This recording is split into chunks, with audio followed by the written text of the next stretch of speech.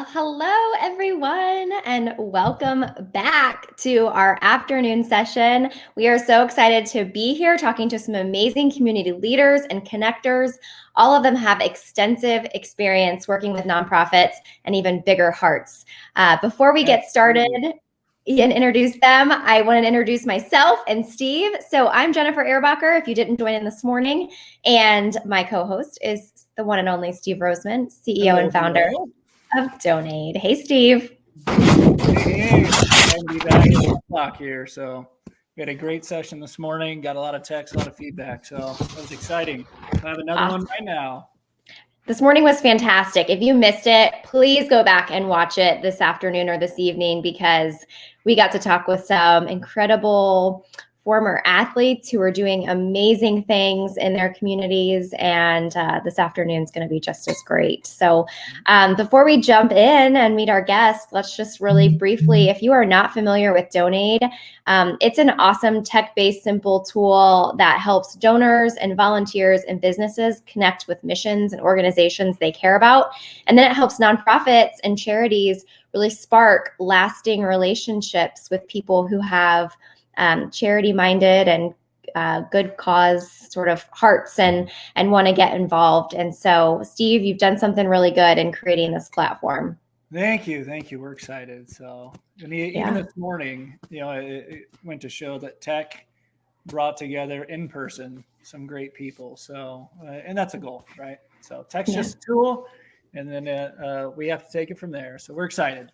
Thank you again for hosting today. Absolutely. I'm excited to be here and be part of it. So let's get started. Let's meet this afternoon's guests, who are really the reason behind why Donaide exists. We're going to start with David Sexauer. He is the Chief Relationship Officer at AfterSchool HQ. He's a father, a volleyball coach, a youth advocate. So David, welcome to the session. Hi. Hi. Thanks for having me, Jennifer, Steve. Good to see you guys. Likewise.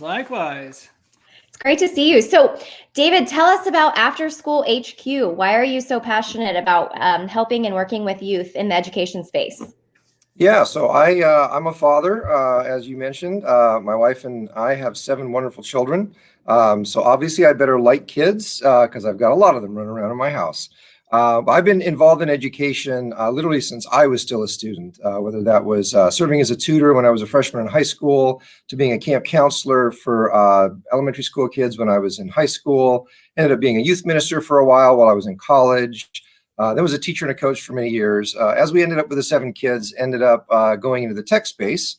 So I led a tech company for several years, sold that, went back to the education space. Led a school for a while, and then I joined AfterSchool HQ summer of last year. And really, it's around the passion of serving students, particularly the historically disadvantaged students, so ethnic minorities and/or those who come from low-income backgrounds. And AfterSchool HQ is a technology platform that does that, and it's doing it at scale. And so it just checks a lot of boxes that are passions of mine for making a difference in our community. Well, with 7 kids, I mean. That is a busy household.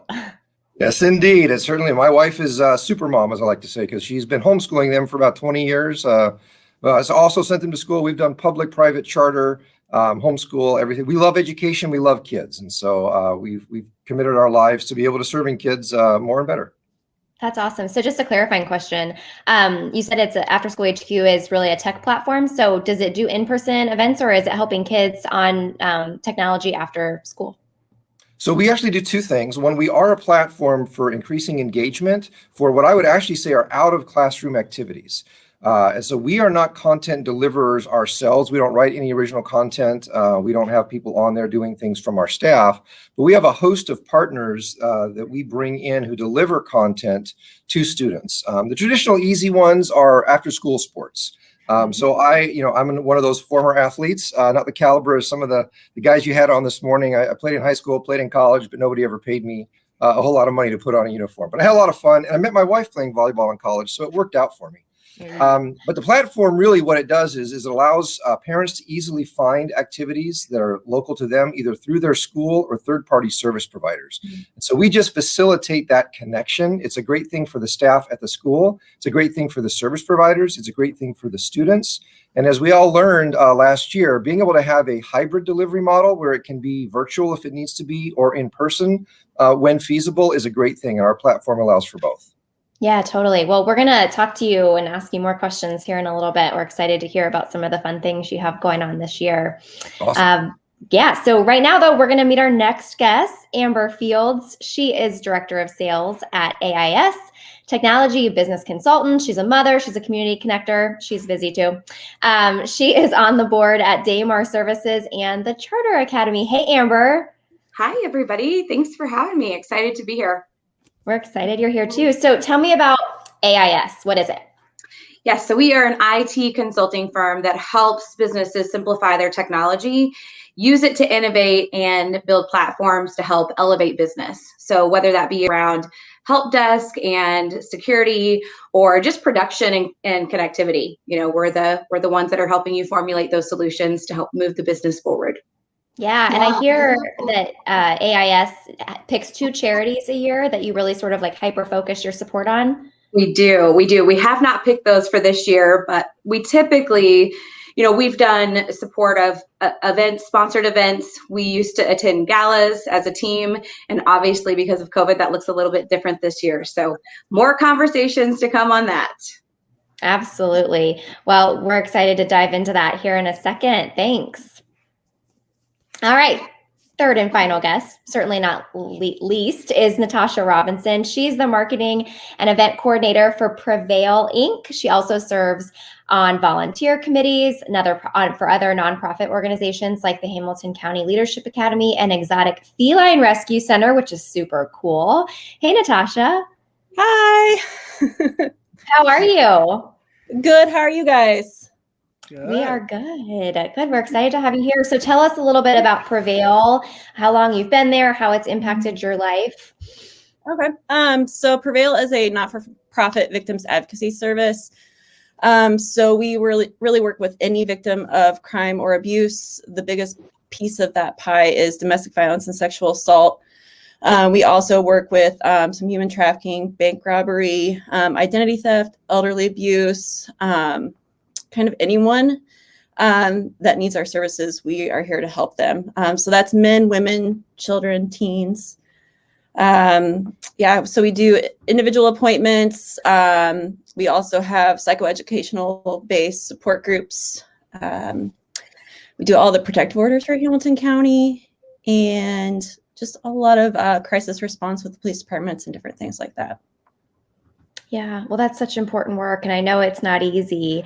How has that impacted you? So I have been with Prevail going on 13 years now. I was fresh out of the college boat getting here. This is my community. I grew up just north of here in a little town called Cicero, actually out in the rural part of that. And I had no idea that these things even happened.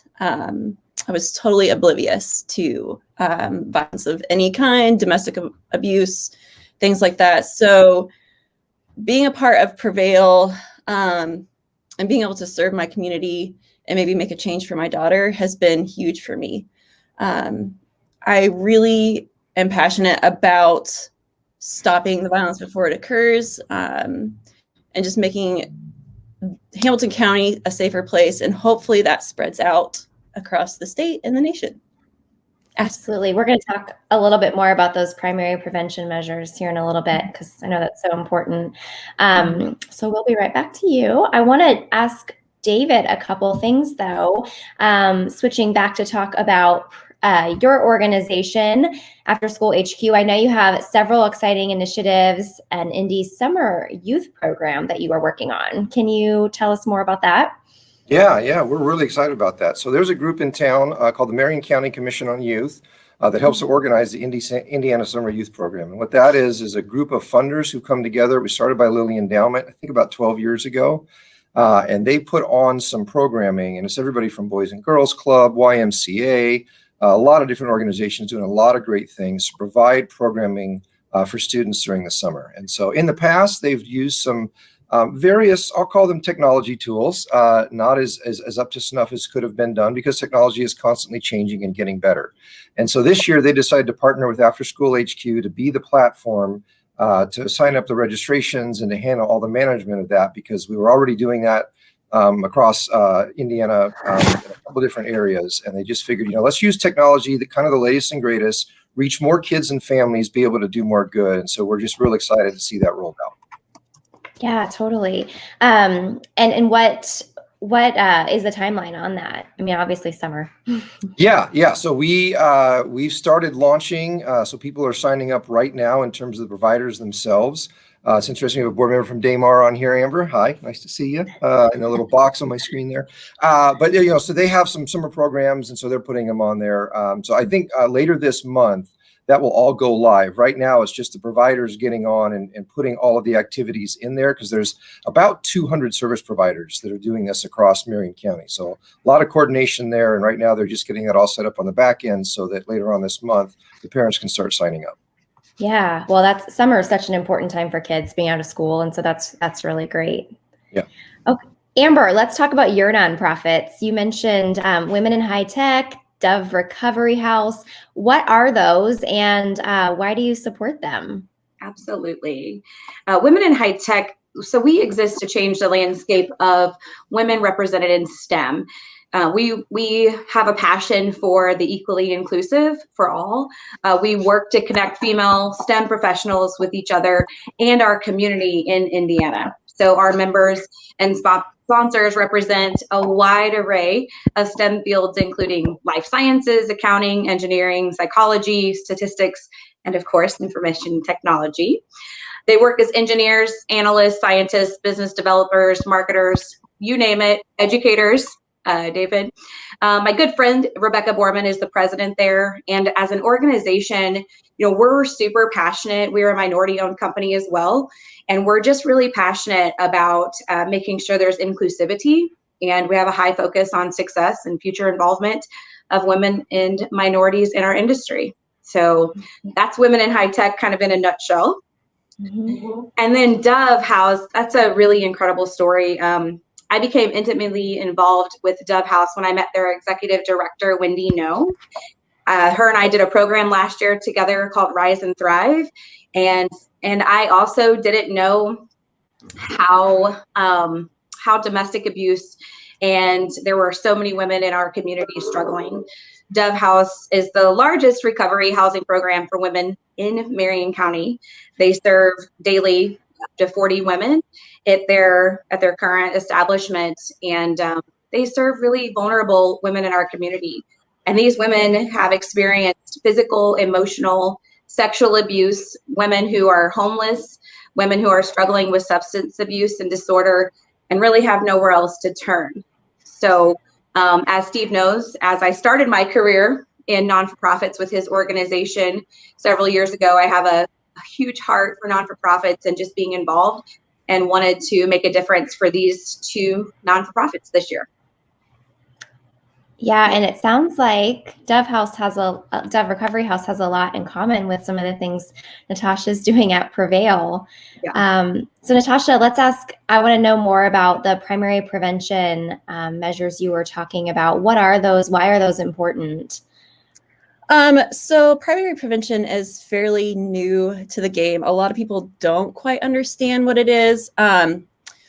But really, we have 2 team members on our primary prevention team, and their job is to put us out of business. So there wouldn't be a need for Prevail in the first place. Violence doesn't happen. Everybody's safe. So primary prevention is evidence-based, and it's supported by the CDC. So a lot of the programs we do through primary prevention are evidence-based. So I have a big poster back here. I don't know if you can really see it or not, but yeah, we can see it. It's kind of there. We have 5 initiatives through primary prevention. The first one is 100 Men. So that is really just engaging men in our community to be active and role models for the youth. So what those guys do is They have project committees and project captains, and they put on events for the youth in our community they're free. So we've done a chalk art competition. This year we'll do a teen financial literacy fair. So that's going to be free to any adolescents, youth that need to attend. It talks about taxes, things that kids don't really get super prepared for, college applications, things like that. The second one is our Healthy Relationships initiative. So that is a Safe Dates curriculum that we actually go into middle schools each. So that's teaching kids that are at a dating age what appropriate boundaries are, what a healthy relationship looks like, and then trying to engage their parents to be able to have conversations outside of that too, just to, stop the violence before it starts. The second one, and it's our third one, and our newest one, is our Community Reads program. So that is an initiative just to get community members to read a book and record themselves doing that. And then we put that on our YouTube page. Like we have our sheriff, Dennis Quakenbush, has read a few books for us. We're in the process of a Community Reads challenge. So that is just engaging young kids who might not have someone to read to them. Through YouTube, they get a story, and that helps reduce the violence in their lives. It engages their brains a little bit more. The fourth one is Raise the Bar. So that actually is a program where we go into alcohol serving establishments and train the employees on how to recognize signs of potential sexual violence and to step in when needed. So that's a fairly new program. I believe that's statewide as well. And the last one is our 40 developmental assets. So it was kind of cool because it was mentioned earlier today, actually, on the first video. But Marlon talked about adverse childhood experiences, which we like to use acronyms a lot. So the 40 developmental assets are specific in combating that. So I'm looking through my notes here. Sorry, I'm super over prepared. There's 40 developmental assets. We focus on 8 of them. So support, empowerment, boundaries and expectations, constructive use of time, commitment to learning, positive values, social competencies, and positive identity. And all of these are really geared towards youth and supporting them as they grow. We also do a training off of that called Everybody is an Asset Builder, and it just teaches people like how to look at things differently and incorporate people's different experiences into the assets model. That's really cool. That's a lot of great work that you guys are doing to help prevent violence before it ever starts. Yeah. Yep. It's really important. And the part of it is we have to have community buy-in. So we can do all this work, but we have to have everybody engaged in order to actually make these programs work. Right.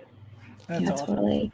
Well, and it's funny because it's just like our earlier show where it seemed like there's a lot of connections between the two, and actually it's not. So I know I've had earlier conversations with David where a lot of his technology, and I know he didn't mention it as much in the conversation earlier with some of the questioning, but not only are they helping provide a place for these activities, but their goal is to get a lot of data and show what these activities and the youth, and it's really tying in with Natasha and Amber, and really as a whole going back to that, if we can figure out how to prevent, obviously that's the best solution. So that's awesome. I do want to ask Dave, because I get to ask some of the fun questions that people ask and conversations we've had in the past. So David, one of the things that you and I have talked about that was really not eye-opening, but really exciting for me, is a conversation we had in the boardroom once where you had referenced that you're a part of, and you have a collective group of men, sometimes interchangeable depending on the activity, but it sounds like for 20 some years, you've surrounded yourself with a group of men that consistently gather together to help, whether it be volunteer for events, activities, things like that. How do you keep that going for so long? Like how did that even start? Yeah. Like, So it's interesting. You weren't really getting in groups to volunteer together. It was just kind of your church or something like that. Yeah. So yeah, I'm part of two groups. One's a much larger group. One is a smaller group, but they're both started by similar guys. So the first group we just call it our Brothers Keepers group, and I've been in it for about 16 years now, I think, and a number of different churches that are represented in that, and we welcome people in. And I think the youngest member, we got a 2-year-old, the son of one guy that comes, and then I know we got a couple guys in their 70s. But it's really because some of the guys that started it. So a guy from Lilly that I met through homeschooling named Tom Miyakawa, he's kind of the glue, really. And he encourages us to show up, to be authentic, and to just, to really share with each other about what's going on with us. And so there have been, probably a couple hundred different guys who've come in and out, but there's a core of us, probably about a half a dozen, who've been there since about 2005. And so it's just really awesome. Tom was hired by a guy at Lilly named Greg Enos, and Greg has started a group with a guy named Don Palmer called Citizen 7. And so that's a much larger group. I think there's about 360 in that, but it's a similar concept of just men coming together to serve our community. And so both of those groups are they're driven by these founders, Tom and then Greg and Don and some other guys in there. But they just have a passion to serve. And so when they do that, it gets people excited. I'm an excitable kind of guy. If I talk here long enough, I'll start jumping up and down at some point. That's why I'm standing instead of sitting in a chair. But just that coming together around this common bond. The smaller group, it's around accountability, because all men are flawed severely, and we do best when we're in fellowship with others. And then the larger group, Citizen 7, is about serving the city of Indianapolis and realizing that I have a passion for historically disadvantaged youth, and I can do some things by myself. A whole lot more good gets done when I'm joined by my brothers. And if it's 2 brothers, we can do so much. If it's 20 brothers, if it's 200 brothers, we get a whole lot more done and serve a whole lot more people. So that's what keeps us going.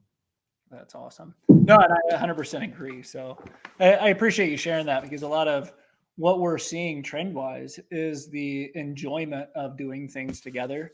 We're seeing that with the youth. We talk about the benefit of some of they're using, volunteer opportunities in groups as their, social scenes now, which is way more productive than what most of us on this, show here did when we were, that age. So just making some assumptions, but no, I definitely appreciate you sharing that. And I'd like to learn more about that personally as well. So yeah, so service work is a great way to bond. There's some things, sports, music, food, that people have bonded around for thousands of years, but coming together to help others is also one of those things. It hasn't gotten as much airtime for some reason, but I think it's getting a little bit more now. But I think back to missions trips that I did when I was in college, and they were a blast. I spent most of my summer, my spring breaks and part of my summer vacation going to Mexico and serving.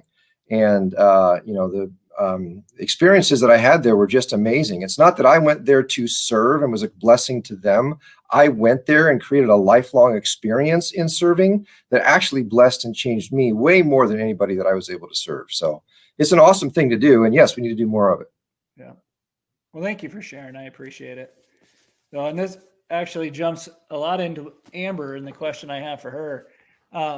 So we asked everybody 9:30, 1 o'clock in the evening.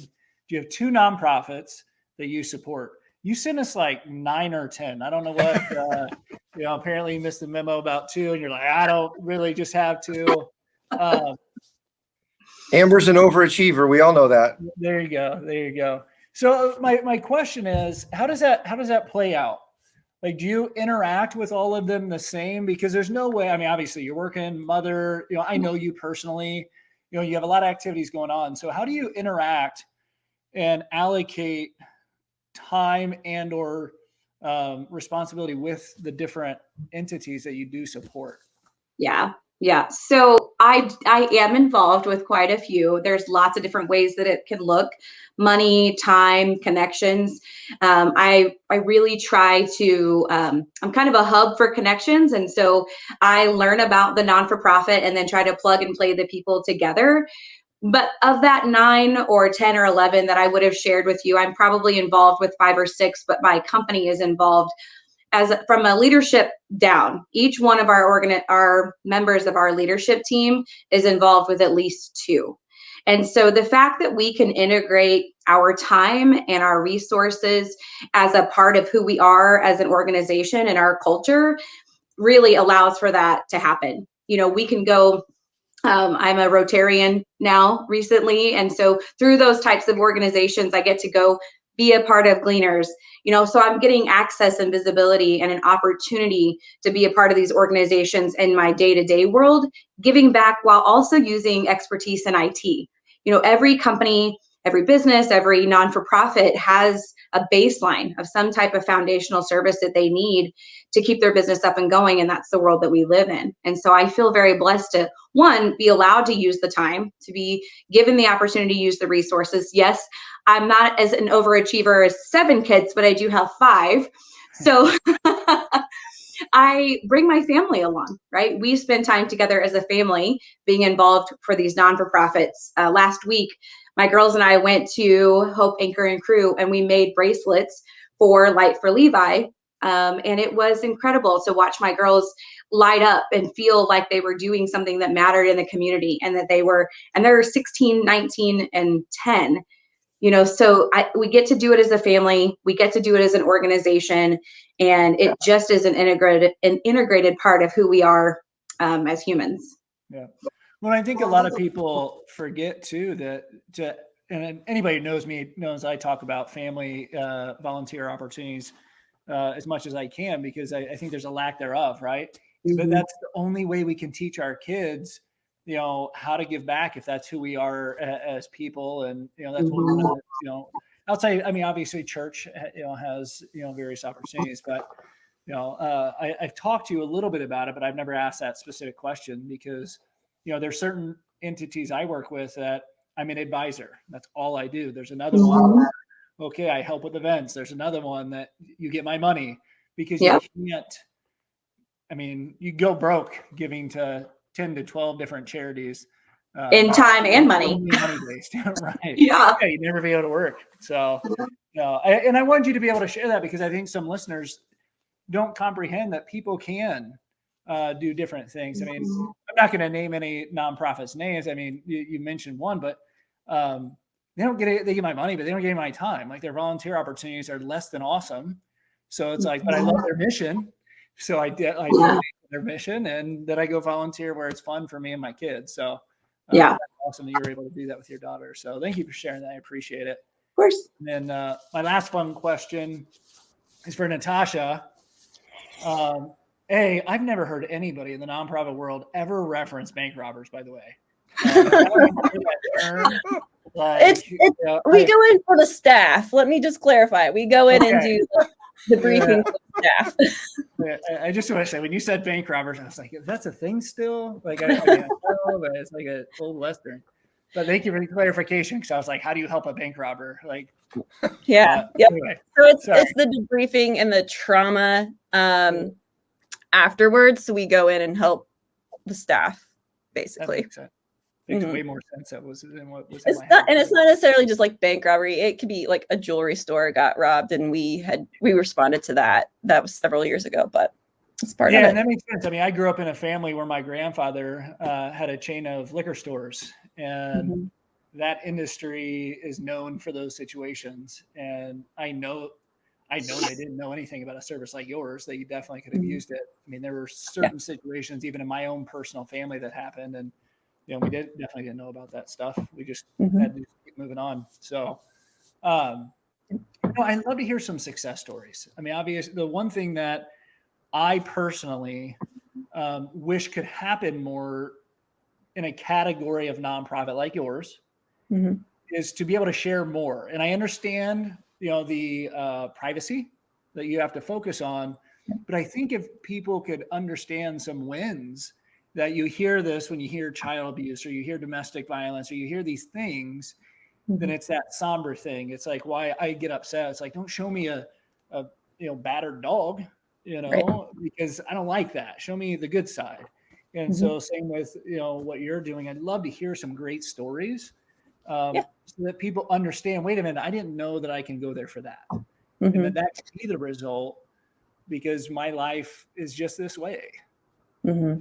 Yeah, we definitely like to focus more on the hope and empowerment than like the picture with the kid with the black eye. Like that is not the mission, the statements that we want to make to people. I actually have a letter from a secondary victim. So our secondary victim services, that's really for the non-offending parents of children that come through sexual assault support groups, so that those families can come together outside of here and communicate together and kind of overcome that trauma. So they're learning the same things. So this is something we got a couple months ago from a parent. I had to take some names out and things like that because privacy, very important to us. So we want to thank Prevail for everything your organization has been able to help us with this year. It's been a tough road, and then we get to add COVID on top of that.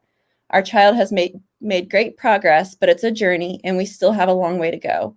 We are so glad your organization exists. We really don't know what we'd do without you. Both our advocates have been amazing, as have been the entire staff. I remember my first phone call to Prevail. Just explaining what was happening to the receptionist, and her compassionate responses were so overwhelmingly supportive. It took everything I had to not simply fold into a bubbling mess.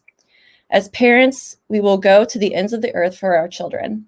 To know that someone was here to help us every step of the way and without any barriers is something that is incredibly rare, and we are very fortunate and grateful, with sincere gratitude. I almost cried.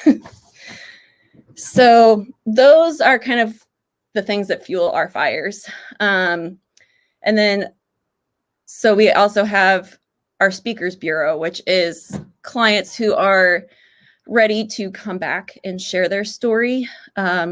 So we have coaches that talk to them about like public speaking, writing, possibly going on news stories. So that is an initiative we have too that also fuels my fire. Just hearing some of those successes come directly from the mouths of survivors is a big deal for us.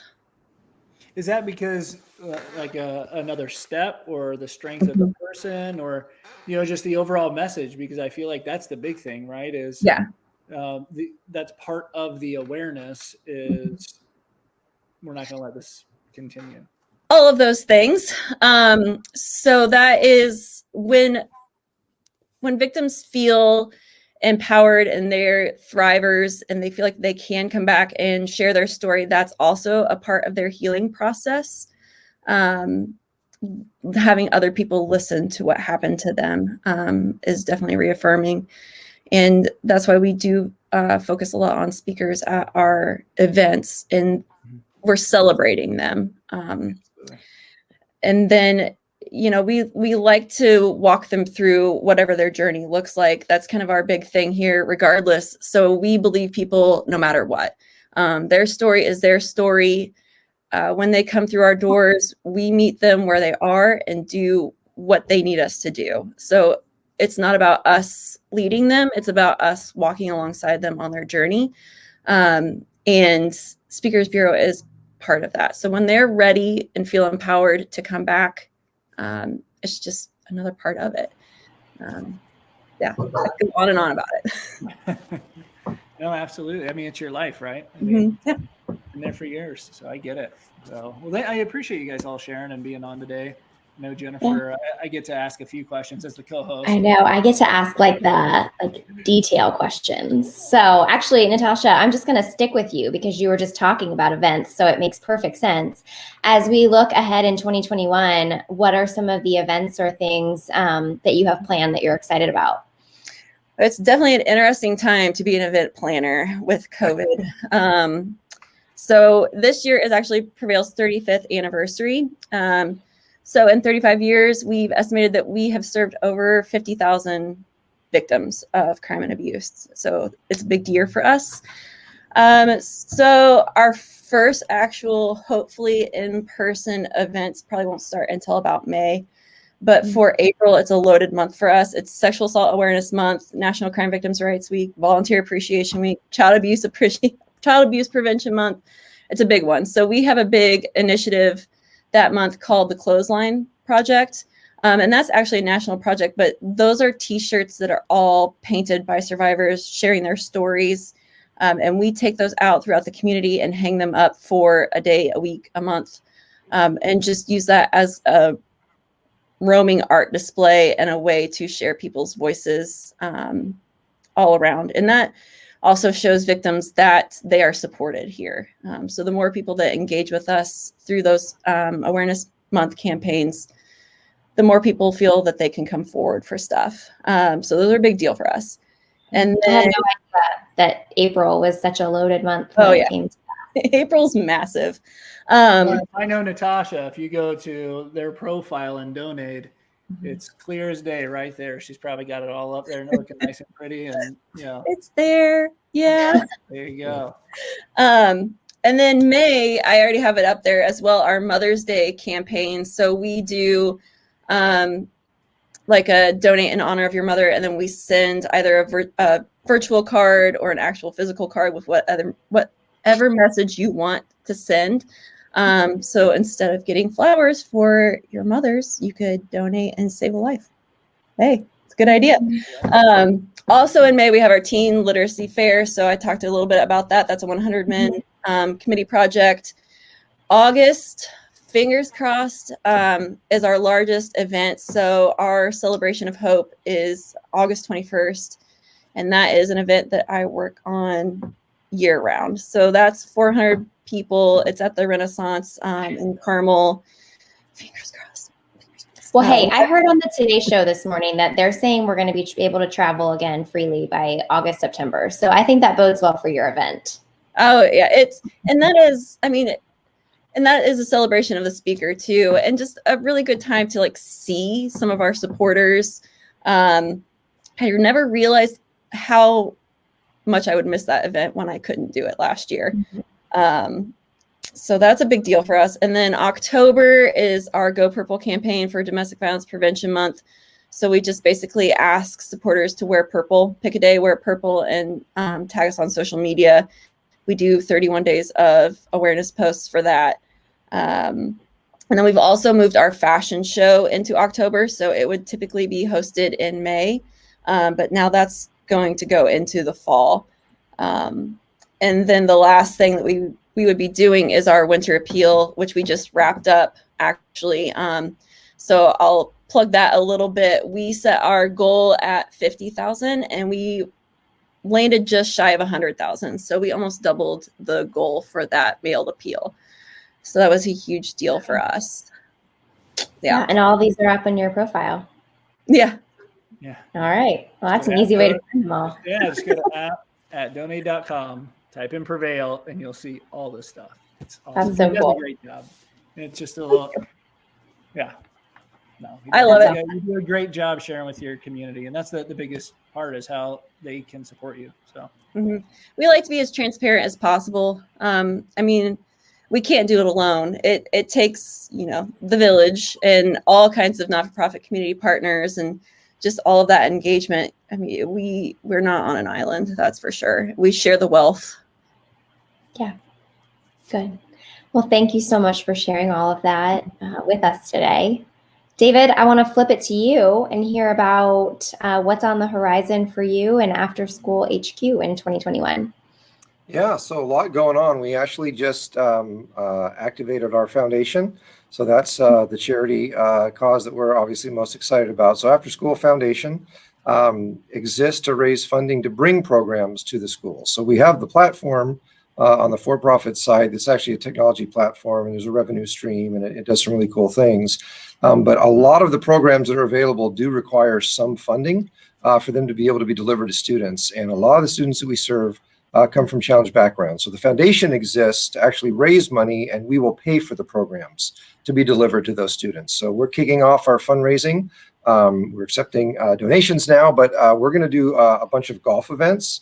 I'm a big golfer, not a very good golfer, unfortunately, but I really enjoy the game. So we're going to do some small events throughout the summer and early into the fall in order to raise funds for students. So it'll be a nationwide thing because we are in several different states. And that's the big thing we're excited about in terms of the nonprofit work.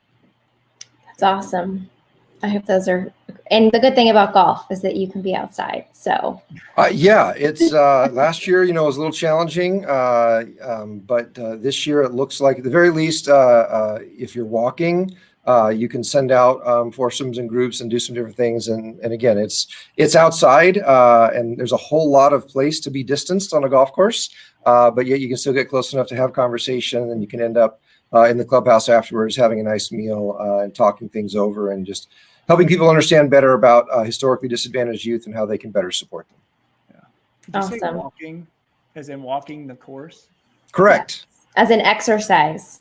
Yes, I enjoy walking. Unfortunately, it's about the only exercise I get at my advanced age, but you know, it's a lot of fun to go out there and walk around a course. Walking and golfing. I'm in your category of I golf. I'm not a golfer. So if you added, I have to walk on top of that. That just means it's even worse, man. All right. We can get you a cart, Steve. We'll invite you out. We'll get you a cart if you need that, or a stretcher, you know, whatever it is you need. Wheelchair, I don't know. Touche. That's hilarious. All right, Amber, flipping it over to you. I know your company has not selected their nonprofits, but I think you're going to be busy no matter what. So what is your community focus for 2021?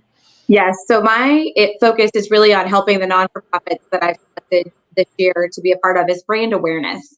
You know, in the world of events that look a little different than before, helping them come up with creative and innovative ideas and ways to bring in volunteers, supporters, fundraising, really connecting them to the resources that they need to hit their goals and achieve those missions. That's what's really important to me. And then, of course, the opportunity to expand on technology. I think that there's some incredible opportunities there. I know for Daymar specifically, they are looking to expand their programming inside of Indiana and maybe outside. So I'm really excited about that. And helping the Charter Academy figure life out in the world. Mm. Yeah, totally. Well, thank you guys so much for sharing your stories today, telling us more about what you're doing and the events that you have going on. We're so excited to be able to share your stories and help you get more support too. Yeah. And like I mentioned earlier, I know I mentioned Prevail, but you know, you can find any of these organizations on our platform.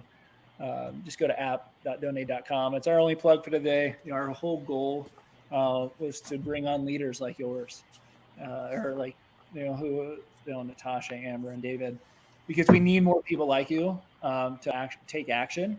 You know, there's a lot of people out there that want to support our community. They just don't know how. So by stepping up, doing shows like this with us, you know, creating familiarity. I mean, there's no reason why the three of you shouldn't connect after, you know, today with some of the overlapping and being able to help, you know, our youth in the community. So I just want to personally thank you.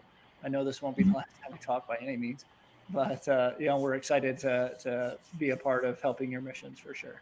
So thank you again. Yeah, thank you, Steve. Thank you. Yeah, thank you. Definitely push my comfort zones today.